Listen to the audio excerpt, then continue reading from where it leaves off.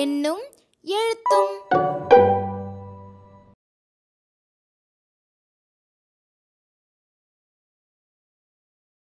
பறக்கும் பட்டாம்பூச்சி. பறக்கும் பட்டாம்பூச்சியா அப்படின்னா என்னன்னு தானே யோசிக்கிறீங்க. வாங்க அதன் விளக்கத்தை பார்க்கலாம். இது குழந்தைகளோட படைப்பாற்றலை வளர்த்தெடுப்பதற்கான ஒரு செயல்பாடு. இந்த செயல்பாட்டை செயல்படுத்த ஆசிரியர்களாகிய நாம வண்ண வண்ண வரைபடத்தாள்களை ஒரே அளவில், அதாவது A4 அளவில் வெட்டி எடுத்து அதை புத்தகம் போல தயாரிச்சுக்கணும்.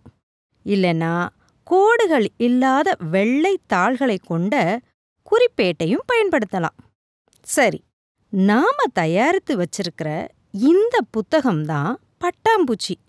இந்த பட்டாம்பூச்சிக்கு எப்போது சிறகு முளைத்து பறக்கும்?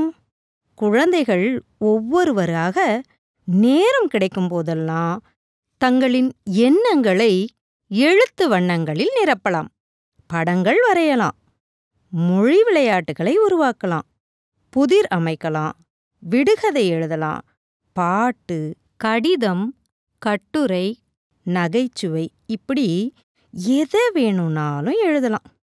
ஆனா இதை செயல்படுத்துறதுக்கு முன்னாடி குழந்தைகள்கிட்ட அழகாகவும் தெளிவாகவும் எழுதணும் அப்படிங்கிற ஒரே ஒரு நிபந்தனையை மட்டும் நாம சொல்லிடலாம். இந்த பட்டாம்பூச்சி ஒரு மாதம் ஒரு வகுப்புலையும் அடுத்த மாதம் அடுத்த வகுப்பு அப்படின்னு பறந்துகிட்டே இருக்கும். இப்படி பறந்துகிட்டே இருக்கிற பட்டாம்பூச்சி குழந்தைகளோட படைப்புகளால் நிரம்பியவுடன் இறுதியா பள்ளி நூலகத்தை சென்றடையும். ஒரு புத்தகம் நிறைவு பெற்ற பின் அடுத்து புதிதாக ஒரு புத்தகத்தை பயன்படுத்தலாம்.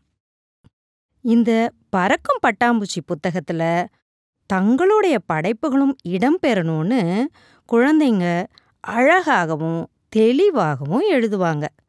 புதிய படைப்புகளை ஆர்வத்தோட உருவாக்குவாங்க. இந்த செயல்பாட்டை சிறப்பாக வழிநடத்தி நாம நம்ம வகுப்பறைகளை வண்ண வண்ண பட்டாம்பூச்சிகள் பறக்கும் வானவில் வகுப்பறையாக மாற்றலாமே.